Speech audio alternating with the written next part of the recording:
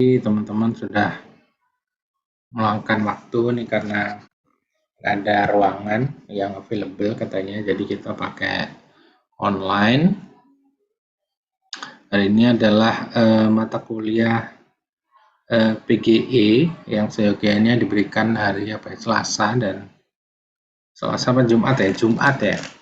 Jumat itu kebetulan saya ngajar PDB, jadi saya nggak bisa, sehingga perlu dirubah ya.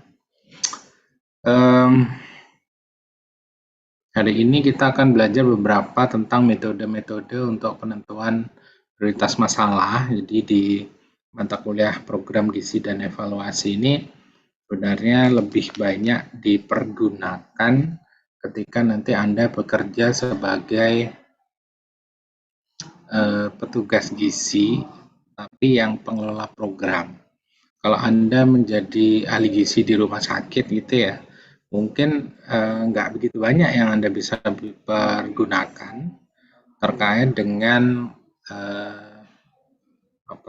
prioritas ya, karena memang kebutuhannya udah jelas gitu ya. Jadi kayak semisal untuk menu makanan ya, pengadaan dan lain sebagainya ya, tetap bisa pakai prioritas, katakan cari vendor atau yang lain. Cuman kalau Anda di gizi masyarakat sebagai pengelola program gizi di puskesmas atau pengelola program gizi di dinas, di perusahaan ya, di LSM, ini akan sangat banyak dipakai. Oke, ini adalah 3 syarat yang berkaitan dengan masalah.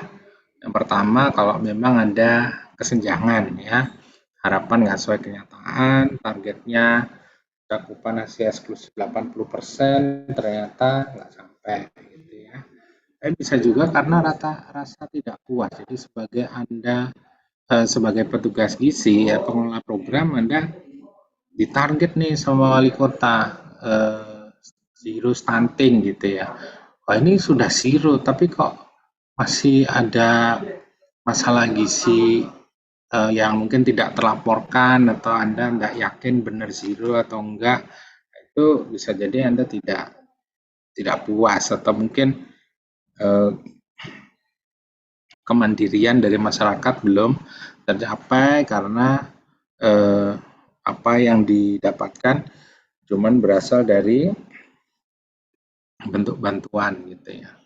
Kemudian adanya rasa tanggung jawab untuk mengatasi masalah. Tentu kita sebagai pengelola program, bagaimana mengatasinya?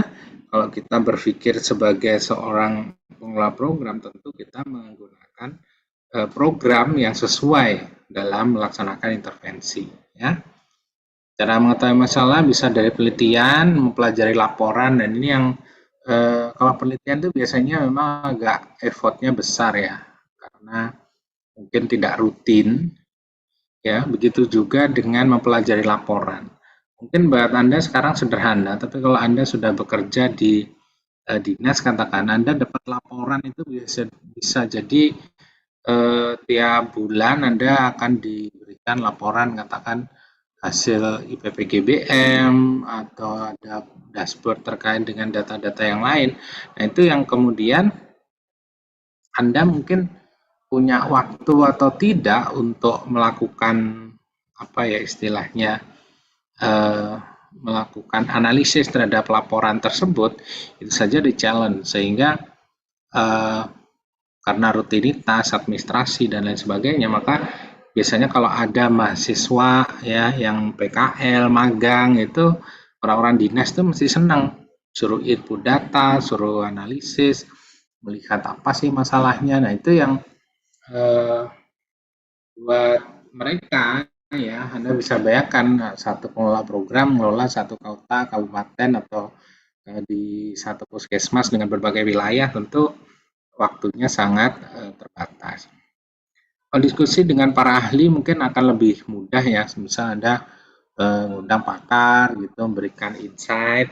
Mungkin masalah realnya Anda sendiri yang tahu. Anda bisa bayangkan kalau sudah bekerja di suatu wilayah 5 tahun, 10 tahun, 20 tahun, dan seterusnya, mungkin Anda hafal masalahnya di mana terkait dengan gizi. Kalau ada masalah gizi buruk atau mungkin Anda anemi, stunting atau apa, Anda mungkin sudah tahu polanya sebenarnya, tinggal bagaimana mencari inspirasi untuk mengatasi keluar dari program yang sudah biasa, dari rutinitas.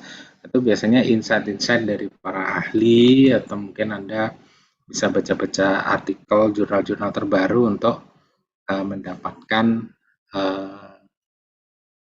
ya ide dan wawasan untuk pengembangan program Anda. Nah, mengapa kita perlu membuat prioritas ya? Karena resource kita terbatas ya.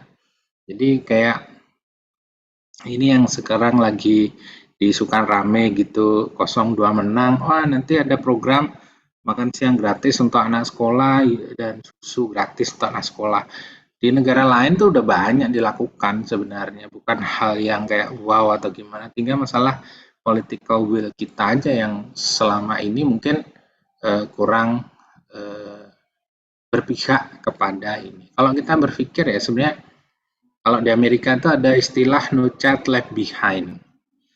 Jadi saya cerita mungkin sudah pernah ya waktu anak ketiga saya itu, saya kan memang nggak rencana punya anak sebenarnya waktu S3 di Amerika itu, cuman ya walau alam lah mungkin istri saya yang pengen gitu ya. Nah itu istri saya hamil anak ketiga. Pada saat kita periksa kehamilan, itu mereka nggak langsung yang, wah selamat ya atau apa gitu. Enggak. Jadi mereka nanya, dan nanya bukan ke saya, nanya ke istri saya. Pertanyaannya adalah apakah kamu ingin mempertahankannya? Jadi mindsetnya itu punya anak ya bisa dianggap sebagai apa ya, ini kamu yang punya keputusan gitu, maksudnya masih dalam janin gitu kan. Eh, kamu mau gugurin atau kamu mau pertahankan ya? Kenapa? Karena eh, besarkan anak itu bukan hal yang mudah mungkin ya, dan itu secara ini saya sudah punya 2 anak waktu berangkat kan. Mereka juga tahu ada rekornya, terus yang anak ketiga ini gimana, mau dilanjutin apa enggak. Begitu istri saya bilang, iya, we want to keep it gitu, ya baru dia bilang, oh selamat ya, gini, gini, gini gitu.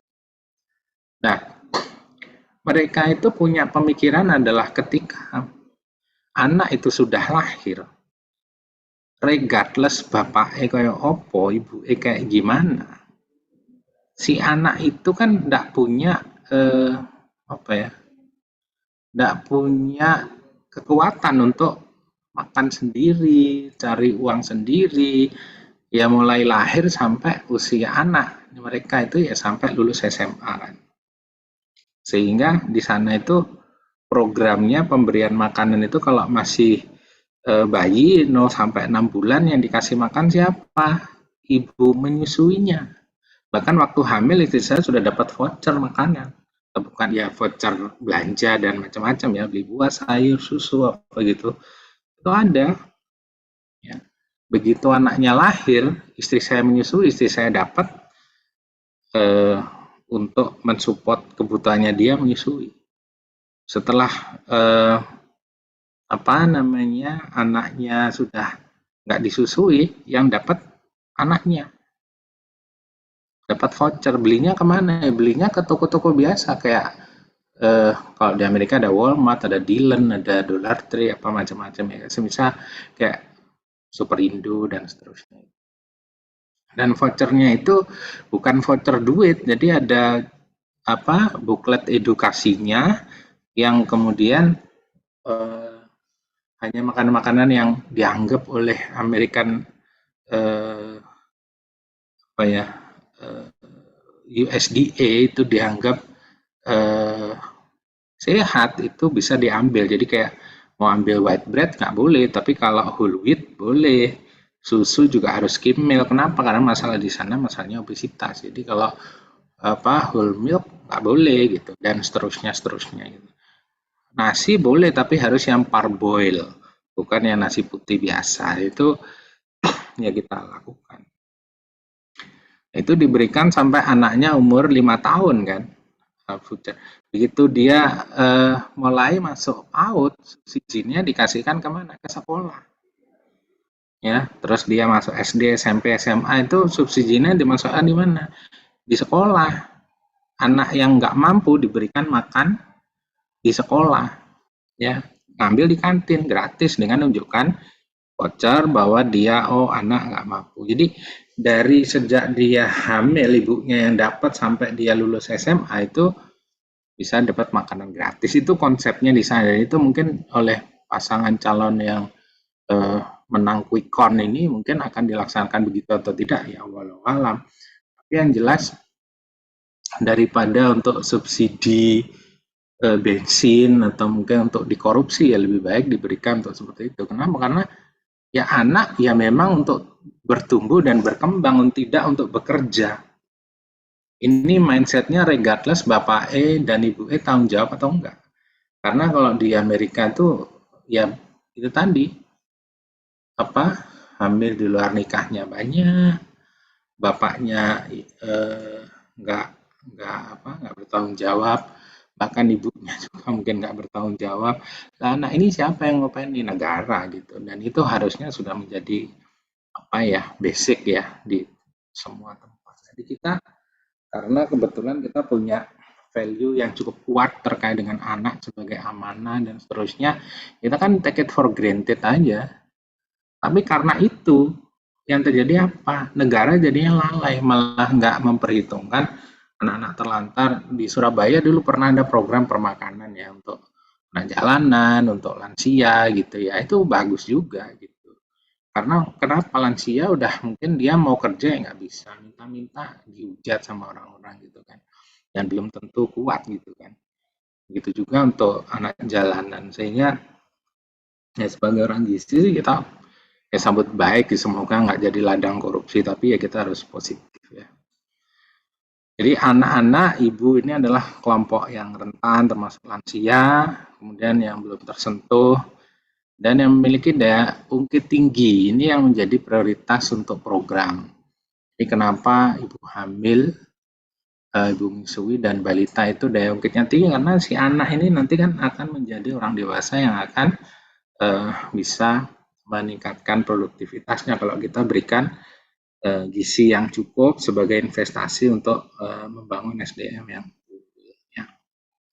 Kemudian kalau memang jadi program prioritas ya, katakan di suatu wilayah ada program prioritas, kepala daerahnya kayak tadi ya, capresnya programnya makan siang gratis gitu ya, mungkin habis ini kalian lulus buka apa namanya catering untuk makan siang yang sehat, nanti bisa jadi kalian apa saya nggak tahu, semoga ya, semoga nanti ada program satu sekolah satu ahli gizi gitu untuk jaga apa namanya program makan siang gratis ini kan sangat bagus sekali. Anak buah kalian siapa ya? Mungkin kantin-kantin itu harus di apa namanya dikelola baik dari sisi gizi, kesehatan, keamanannya gitu ya. Semoga aja lah.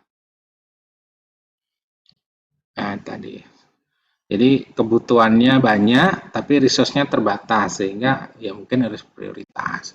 Makanya kayak di Amerika itu ya nggak semuanya gratis, yang gratis itu ketika mereka ada cut off untuk poverty line. Jadi kalau waktu anak saya SD ya, itu ya karena kita orang beasiswa itu mesti di bawah garis kemiskinan, itu dapat dia makan siang gratis emang. Tapi temennya yang nggak kayaan dikit gitu ya, orang asli Amerika tuh ada yang dapat voucher 50%, dan 25%, ada yang harus bayar gitu. Padahal makanannya ya sama, nggak dibedakan karena nggak ada apa istilahnya discrimination and everything gitu ya. Nah, jadi sebagai pengelola program tentu kita harus melakukan mulai dari assessment terhadap apa yang ada dari data-data yang dimiliki, kemudian kita turunkan menjadi prioritas. Nah, prioritas itu kita laksanakan sebagai program untuk memberikan benefit kepada masyarakat. Nah, hari ini kita akan belajar berbagai cara untuk penentuan prioritas.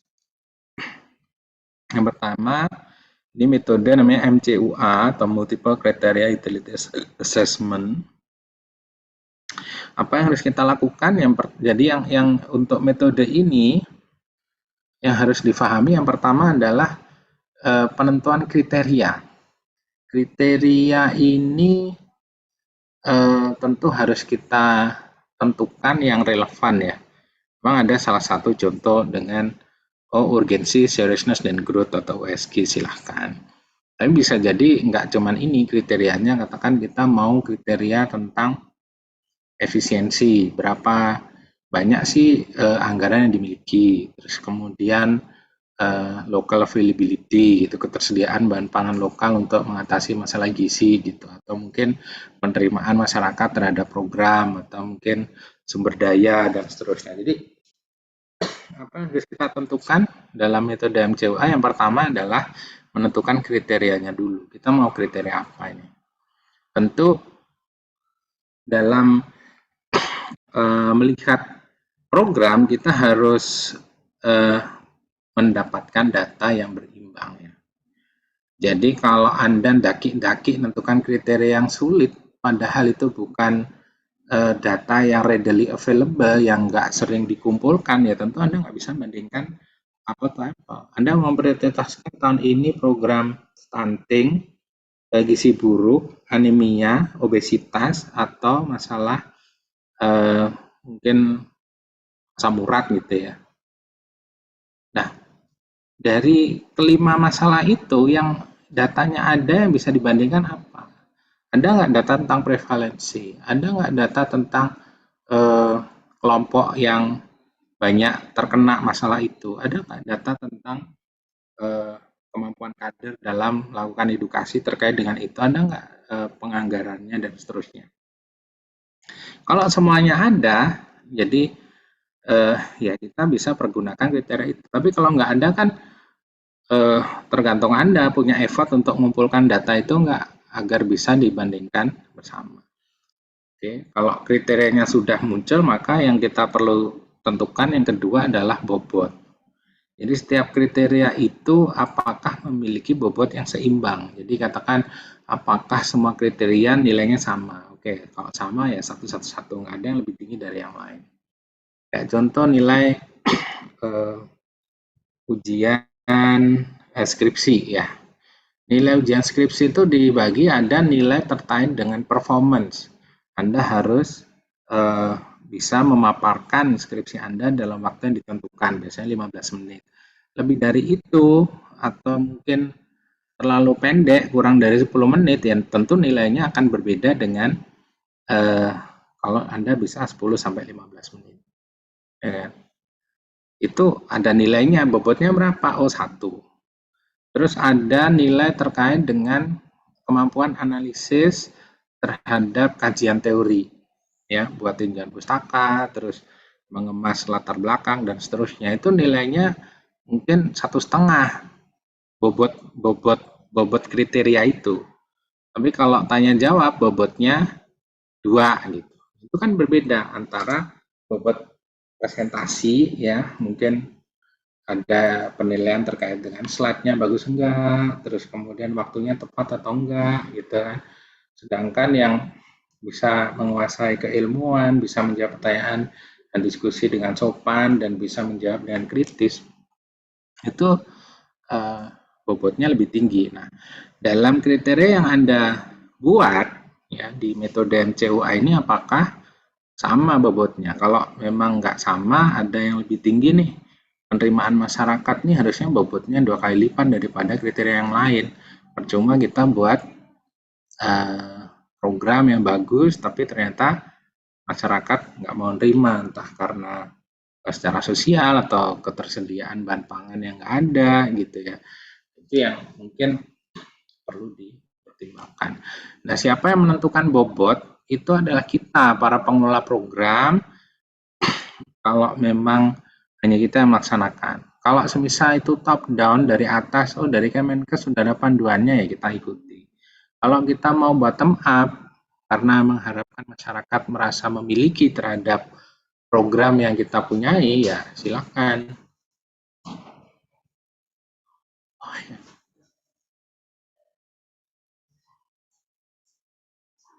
Oh, ya. Jadi kalau eh, namanya kita ingin masyarakat dalam tanda petik buy-in ya. Buy-in itu merasa memiliki dari program yang kita kembangkan, maka caranya ketika menentukan kriterianya, bobot-bobot itu juga kita melakukan seperti FGD bersama kelompok masyarakat ya, tokoh-tokoh yang kemungkinan bisa membantu pelaksanaan, apalagi kalau pendanaannya juga mereka support ya dari dana desa atau yang lain, atau mungkin ada donatur dan seterusnya, ya kita ajak agar mereka juga merasa memiliki hasil dari metode yang kita buat. Kemudian terakhir adalah menentukan skor. Jadi nanti kalau sudah, maka kita buat skor. Ini contoh kalau menggunakan USG ya, mendesak, kegawatan, dan meluas. Kriteria ini bisa ditambahi macam-macam sesuai dengan kebutuhan. Katakan pakai USG, urgency, seriousness, and growth. Masalahnya ada 3 A, B, C gitu ya. Bobotnya ini ternyata nggak sama, dikasih bobot 4, 3, dan 2.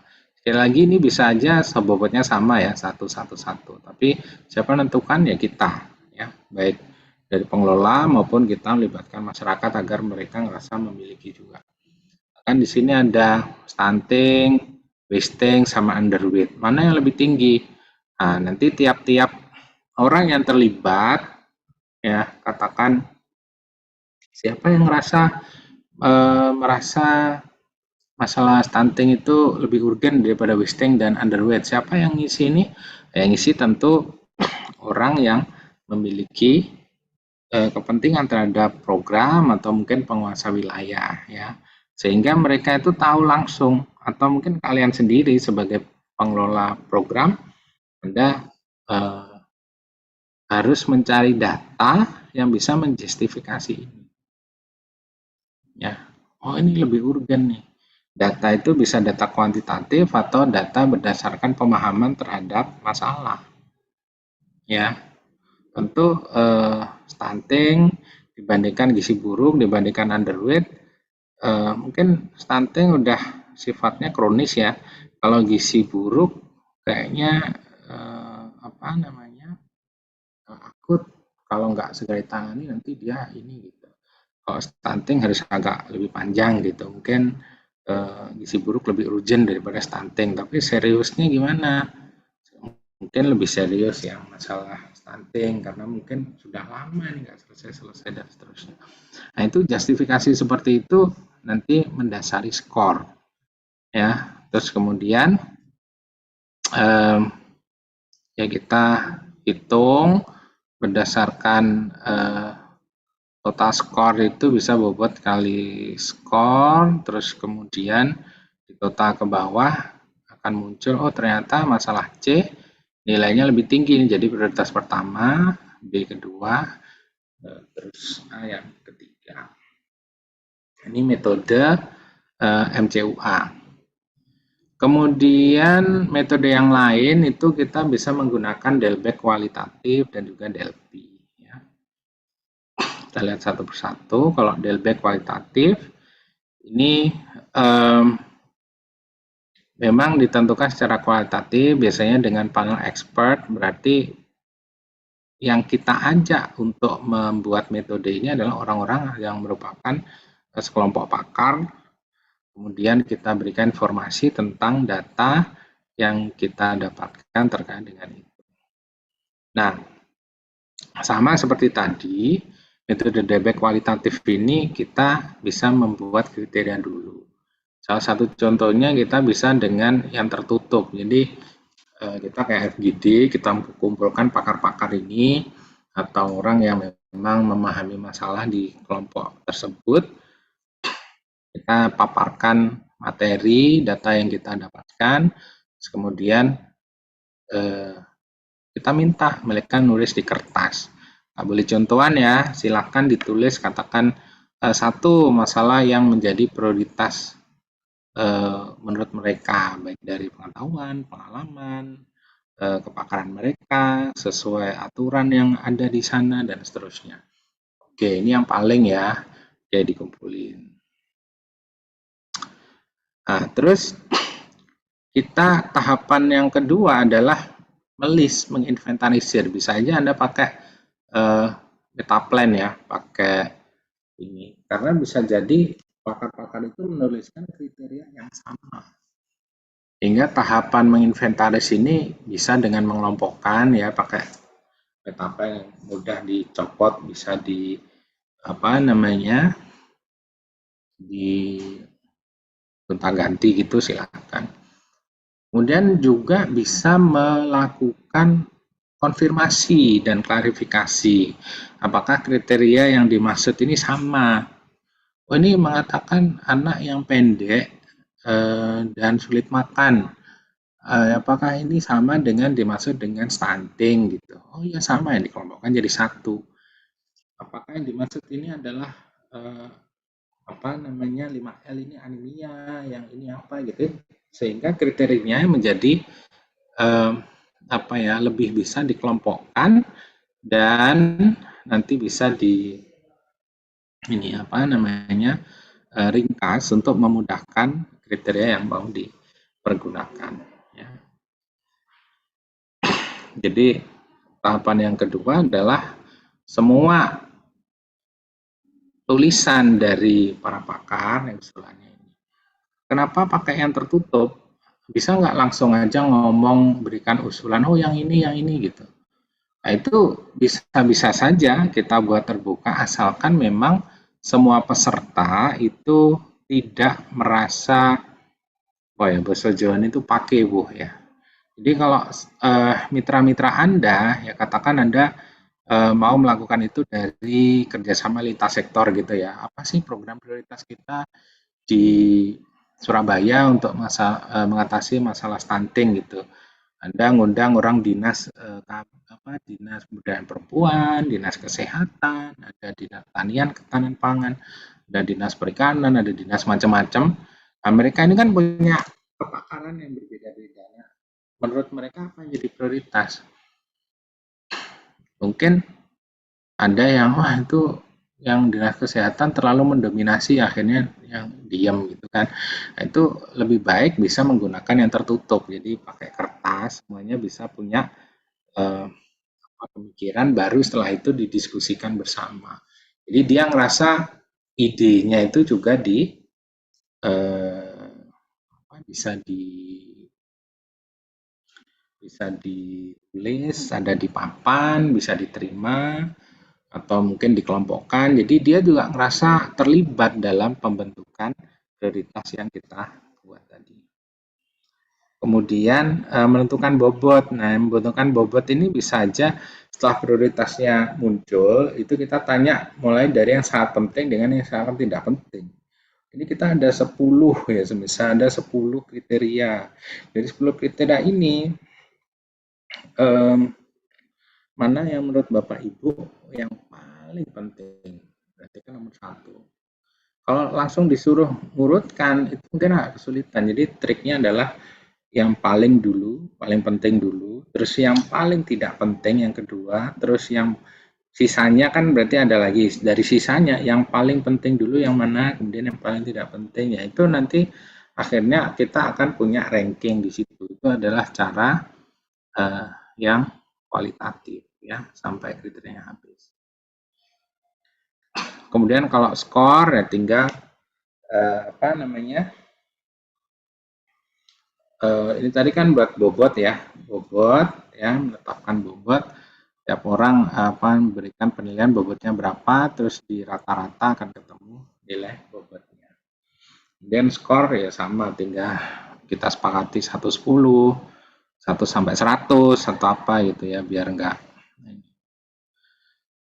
Nah, ini berapa contoh. Jadi yang penting ketika kriteria ditentukan itu harus berpikir kriteria itu nanti ngisinya mudah enggak gitu ya. Nah, ini berapa contoh tabel Delbek kualitatif.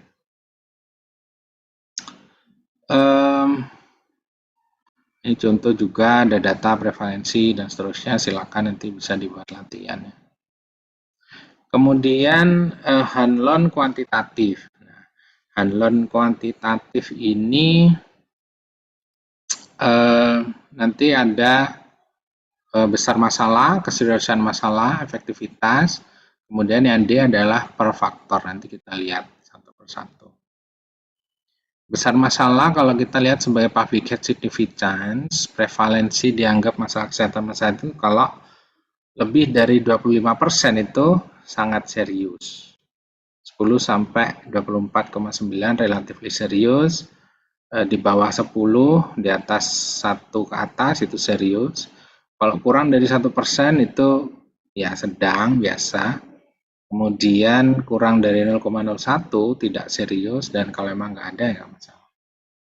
Kemudian efektivitas intervensi ini juga penting.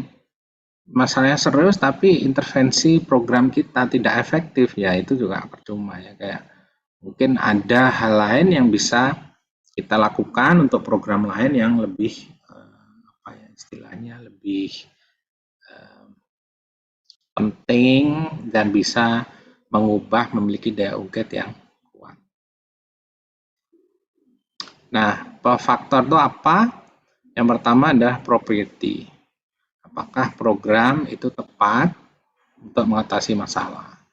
Kemudian masalah ekonomis, apakah ada dampak ekonomi, baik itu yang hilang ataupun dampak ekonomi yang ditimbulkan, ya. Dampak ekonomi yang hilang itu adalah opportunity cost gitu ya. Harusnya ini kalau diatasi akan mendatangkan orang ini bisa kerja atau apa gitu ya, karena punya potensi pendapatan.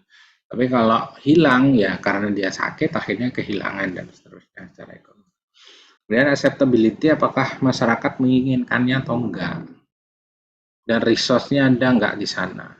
Anda menyampaikan, oh iya kiwi itu penting, bagus, antioksidan segala macam.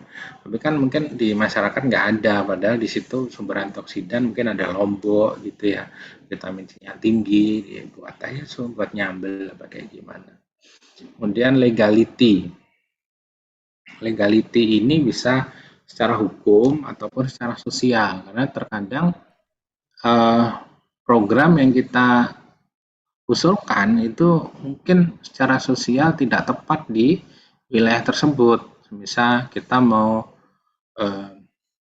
program untuk gerakan konsumsi lawar gitu ya. Itu kalau di Bali ya mungkin pada senang makan babi sama apa namanya darah gitu ya. Tapi kalau di Aceh yang mayoritas Muslim yang jadi masalah. Ya, jadi harus dilihat kecocokan dari sisi ini. Nah, per faktor itu nilai skornya hanya 0 dan 1. Jadi kalau satu aja dari per faktor itu tidak terpenuhi, maka dia akan 0. Kalau ini dikalikan per faktor itu kan jadinya 0. Ya. Jadi harus dilihat. Nah, untuk menghitung prioritas dari scoring itu A ditambah 2 kali B kurang baru dikalikan C. Nah, ini nanti akan ketemu. Ya, perhitungan untuk handlon kuantitatif. Nah, ini akhirnya ketemu program untuk mengatasi kanker, cerebrovascular disease dan heart disease. Mana yang prioritas? Oh, heart disease ini. Karena ini tadi ya.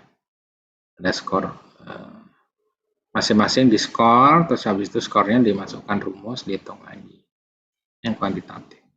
Ada handlon yang kualitatif. Ya, ini kalau Anda ingin melibatkan sasaran yang cukup apa ya istilahnya nggak terlalu membutuhkan pengetahuan yang tinggi, Anda bisa lakukan. Ya.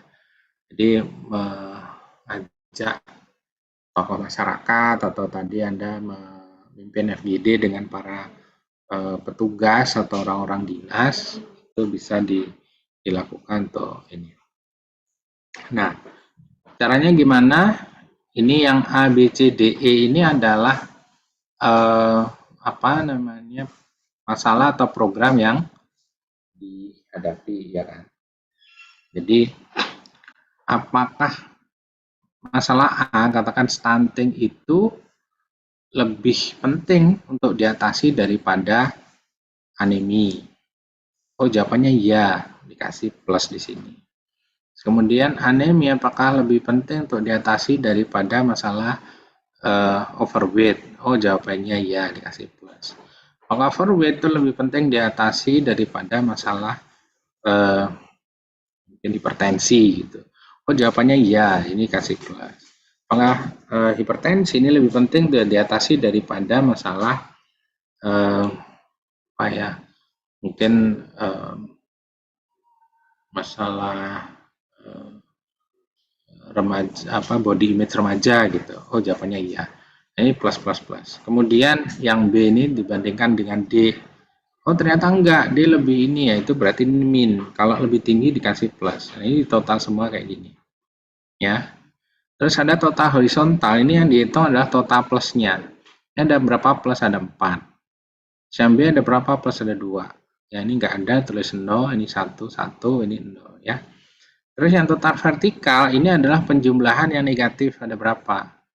Oh, ini 0, negatifnya 0. B, negatifnya 0. C juga negatifnya 0. D, negatifnya ada 2. E, negatifnya ada 1. Jadi ada total vertikal dan total horizontal. Jadi yang bawah ini dibawa ke sini. Kemudian perhitungan prioritas itu dijumlah, ada berapa total vertikal dan ada berapa total horizontal. Jadi 0 tambah 4, 4, 0 tambah 2, 2, 0 tambah 0, 0. Ini ada 2 negatif, tapi negatif positifnya nggak dihitung ya. Jadi ada berapa? 2 tambah 1, 3, 1 tambah 0, 1. Dan yang paling banyak itu jadi prioritas. Nah, berarti A jadi prioritas. Metode-metode begini kenapa dipergunakan? Tujuannya agar orang itu menjadi terbuka ya. Kenapa kok ini kita prioritaskan? Kita kan sama-sama ngitung ya Bapak Ibu. Ini tadi ternyata seperti ini. Sehingga orang selesai rapat nanti bisa memahami kalau memang ini hasil perhitungan yang mereka sendiri juga bisa memahami, bahkan ikut terlibat. Sehingga kalau program yang dikerjakan itu bisa tidak terlalu subjektif karena orang tahu kenapa. Dan metode yang lain dengan metode matematik. Nah, untuk metode matematik ini memang perlu data ya. Jadi data kuantitatif, terus kemudian untuk melihat prevalensi masalah, insiden, severity, vulnerability, affordability gitu ya. Nah, ini memang apa ya, harus ada datanya gitu. Kalau nggak ada data, kita akan kesulitan. Sehingga untuk metode matematik ini memang ya cuman bandingkan aja, jadi magnitude gitu. Mana prevalensinya yang paling besar? Oh, HIV, stroke dan seterusnya. Prevalensinya berapa? Itu yang harus cari, ya kan? Terus ditulis ya 1 sampai 5 kayak gimana. Baru nanti dari semuanya ini dikalikan, akan ketemu final score-nya. Ini memang agak jelimet karena perlu data. Kalau nggak ada data ya nggak akan repot ini nantinya. Kemudian ini yang agak relatif lebih mudah, ini dengan relative word. Ini biasanya sekali lagi kalau yang mudah-mudah itu Anda bisa pergunakan untuk mengajak sasaran agar mereka bisa terlibat dalam perhitungan yang Anda mau lakukan. Ini contohnya semisal ini Bapak Ibu saya kasih uang 100.000, ada 10 ribuan 10 ya kan. Di dalam papan sudah ada 25 daftar masalah gizi yang ada di puskesmas ini. Ya, mulai dari masalah stunting sampai masalah anemia pada ibu hamil katakan. Jadi ada 25 masalah. Ibu tapi cuman punya 10 lembar 10 ribuan atau mungkin Anda kasih uang monopoli gitu ya. 1.000 rupiah isinya 100. Ada 25 masalah. Nah, silahkan Bapak Ibu untuk menempatkan investasi program. Ibu cuma punya 100.000, silakan program yang dirasa lebih penting dikasih uang lebih banyak. Tapi uangnya ya pakai uang ini aja gitu. Nah, orang yang terlibat kan sama-sama punya 100, akhirnya nanti tinggal kita notal. Oh, stunting ternyata cuma dapat 5.000, yang ibu hamil dapat berapa gitu ya, 70.000. Ah, ini berarti prioritasnya. Itu kan lebih mudah untuk difahami, bahkan mungkin untuk kayak ice breaking, untuk lebih eh, memudahkan mereka terlibat. Sekali lagi, dana kita tidak tak terbatas, sehingga penentuan prioritas itu harus dilakukan. Oke, mungkin itu beberapa yang bisa saya sampaikan terkait dengan teknik-teknik untuk penentuan prioritas masalah.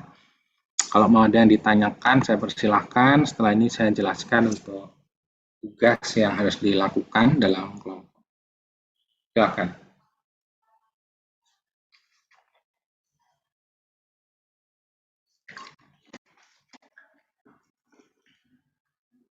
Yang mau tanyakan?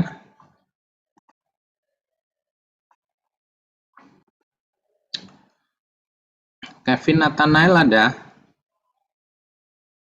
Halo Kevin.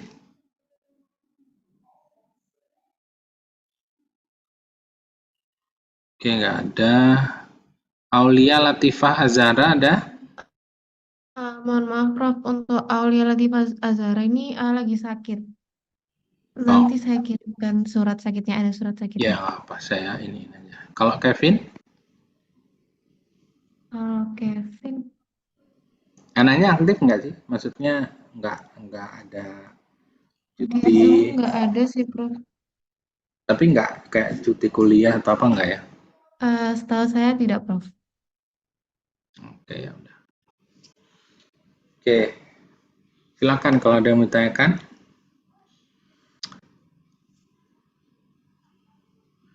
Kalau tidak, tugasnya ini Anda kan ada sekitar 63 anak ya berarti, atau 64 ya.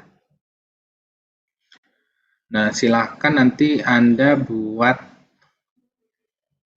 eh, 6 kelompok ya, 6 kelompok. Jangan deh kebanyakan.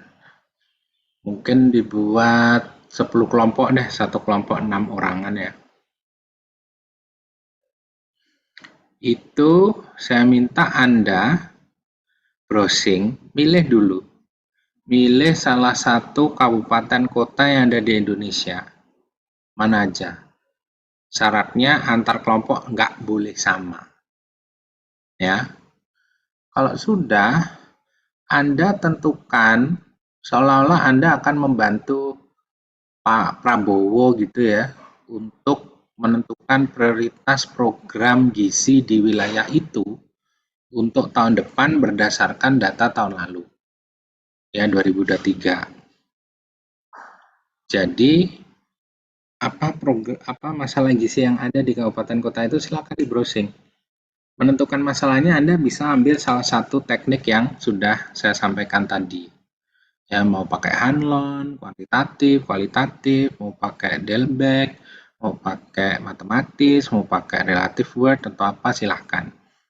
Nah, anggota Anda yang 6 orang itulah yang kemudian Anda ajak FGD untuk menentukan.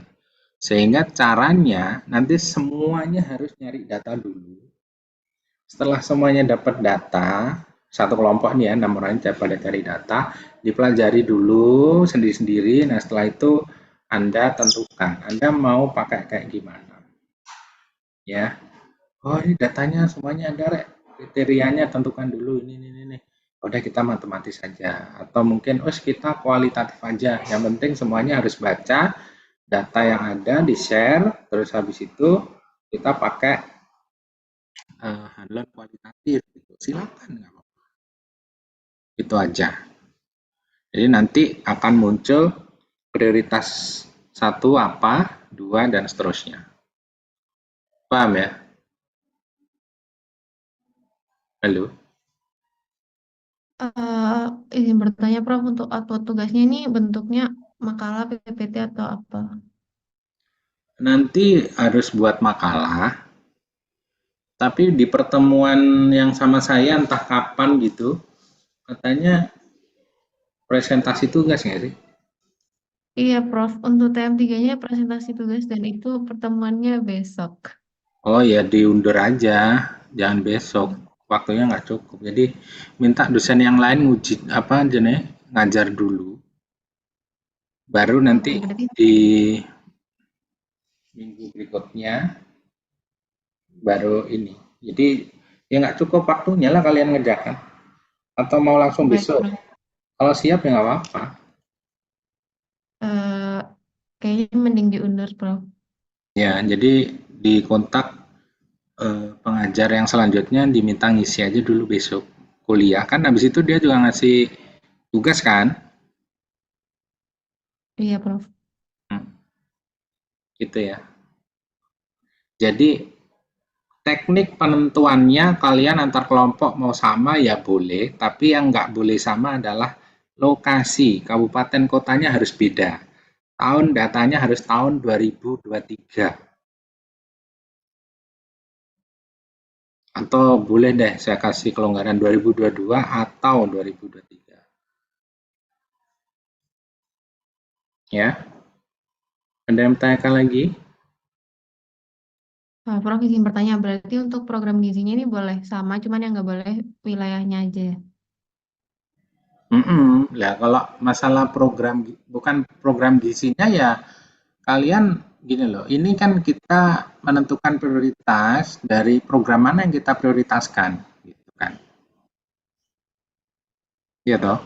Jadi bukan terus semuanya stunting,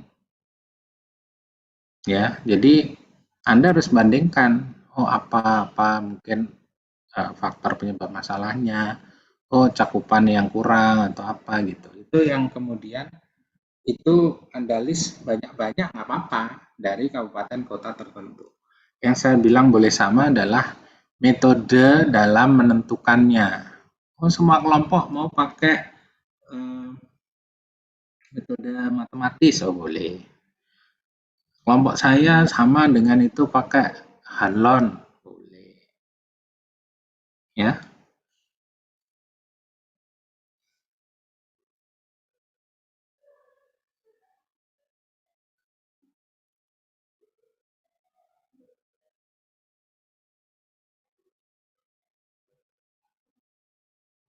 udah.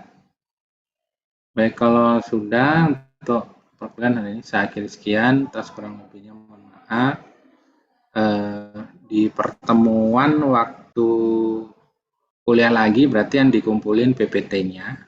Nanti pas UTS tolong laporannya dikumpulkan buat saya nilai. Saya akhiri. Wassalamualaikum warahmatullahi wabarakatuh.